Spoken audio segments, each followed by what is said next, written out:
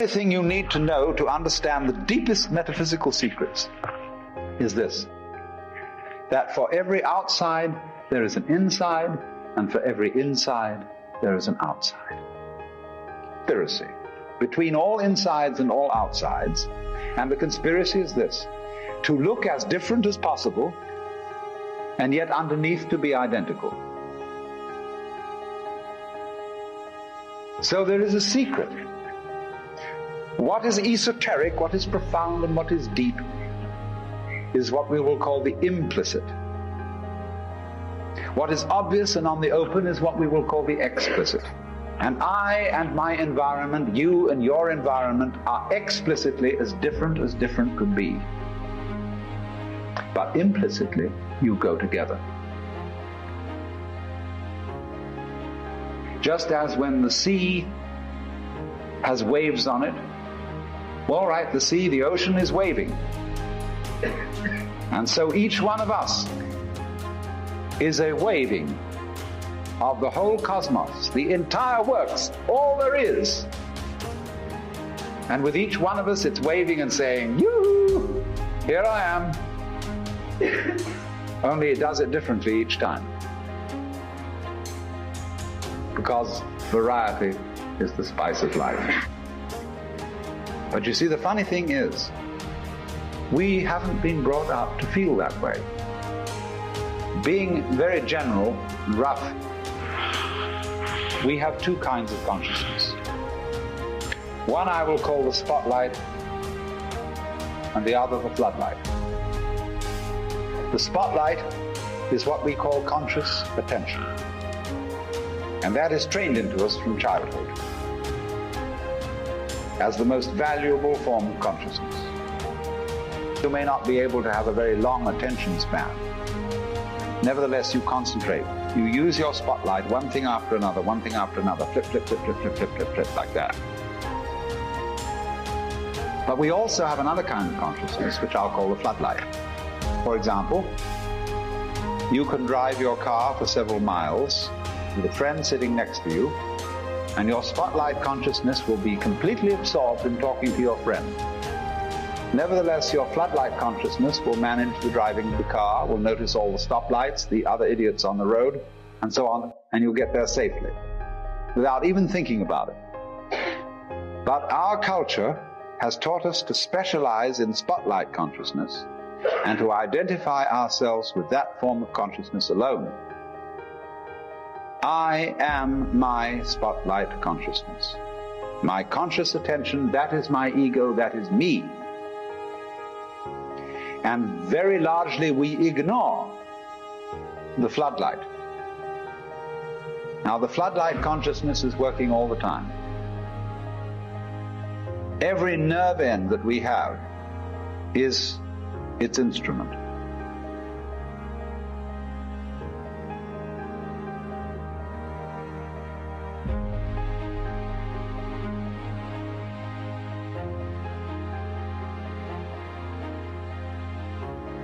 Now, because we have been brought up to identify ourselves with the spotlight consciousness,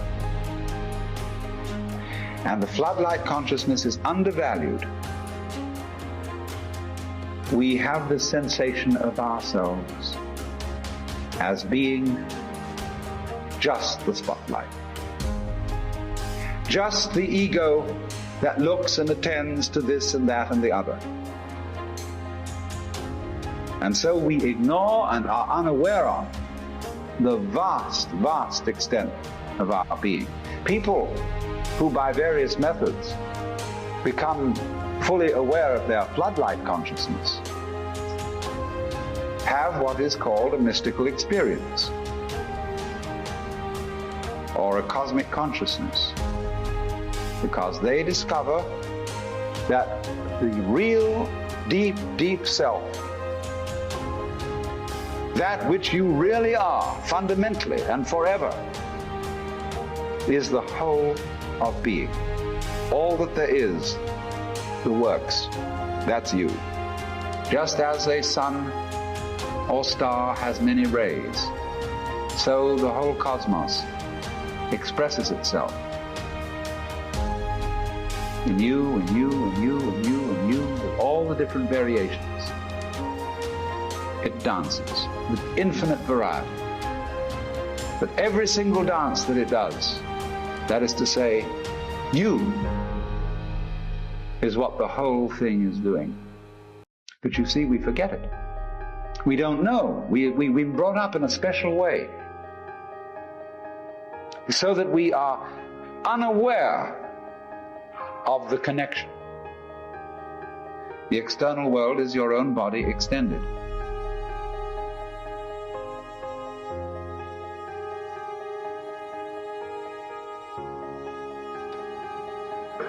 That the most fascinating problem in the world is, who am I? What do you mean? What do you feel when you say the word I? I, myself. I don't think there can be any more fascinating preoccupation than that, because it's so mysterious, it's so elusive. Because what you are in your inmost being escapes your examination in rather the same way that you can't look directly into your own eyes without using a mirror. You can't bite your own teeth, and you can't touch the tip of this finger with the tip of this finger. And that's why there's always an element of profound mystery in the problem of who we are. There is a certain consensus about this, a certain agreement, especially among people who live in Western civilization.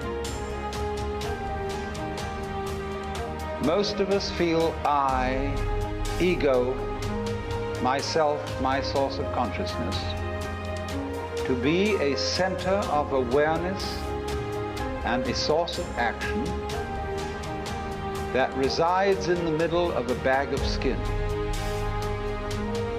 And so we have what I have called the conception of ourselves as a skin-encapsulated ego.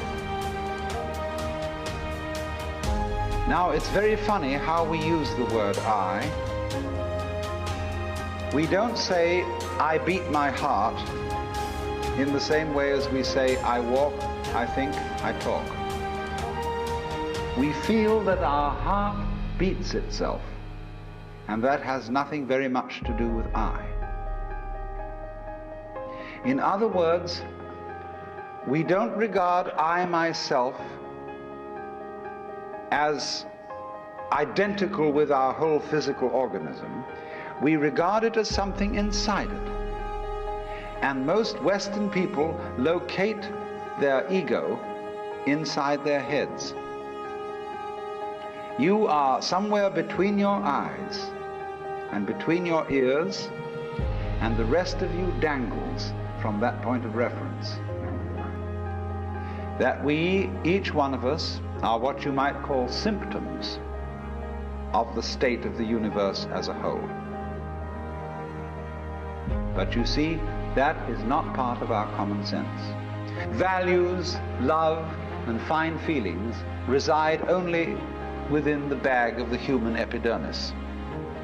And that outside that, the thing is simply a kind of a chaotic, stupid interaction of blind forces. Courtesy of Dr. Freud, for example, biological life is based on something called libido,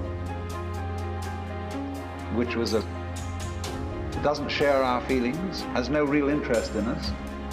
We're just a sort of cosmic fluke. And therefore, the only hope for mankind is to beat this irrational universe into submission and conquer it and master it.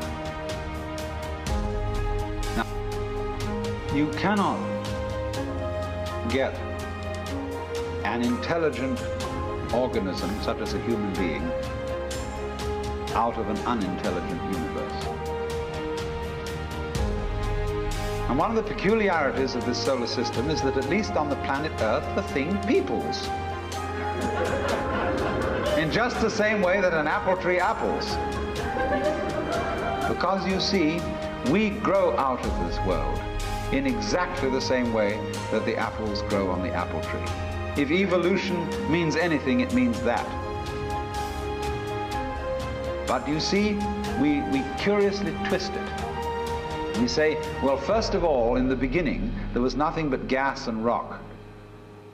And then intelligence happened to arise in it, you know, like a sort of fungus or slime on the top of the whole thing. But we're thinking in a way, you see, that disconnects the intelligence from the rocks. Where there are rocks, watch out. Watch out, because the rocks are going eventually to come alive. And they're going to have people crawling over them. It's only a matter of time. Just in the same way as the seed, the acorn, is eventually going to turn into the oak, because it has the potentiality of that within it. Rocks are not dead. You see, it depends on what kind of attitude you want to take to the world. If you want to put the world down, you say, oh, well, fundamentally it's only just a lot of geology. It's a stupidity. And it so happens that a kind of a freak comes up in it which we call consciousness. And that's an attitude that you take when you want to prove to people that you're a tough guy, that you're realistic, that you face facts, and that you don't indulge in wishful thinking. It's just a matter of role-playing. And you must be aware of these things. They are fashions in the intellectual world. On the other hand, if you feel warm-hearted towards the universe, you put it up instead of putting it down, and you say about rocks, they're really conscious, but a very primitive form of consciousness. Because after all, when I take even this crystal here, which is glass, and go, well, it makes a noise. And that response, that resonance, is an extremely primitive form of consciousness. The only thing you need to know to understand the deepest metaphysical secrets is this, that for every outside, there is an inside, and for every inside, there is an outside. And although they are different, they go together. You is what the whole thing is doing. So comes the sensations, so characteristic of Western man and indeed of all highly civilized people, of being a stranger in the earth. A momentary flash of consciousness between two eternal blacknesses. And therefore, in constant contentiousness with everything around you, not only with other people, but with the earth, with the waters, and the symbol of it all in our culture is the bulldozer. So he has to ruin the hill and get rid of it, pretty much, and put the house on. He's absolutely out of his mind. And he's out of his mind because he doesn't realize that the external world is his body. When he realizes that, he'll get his mind back.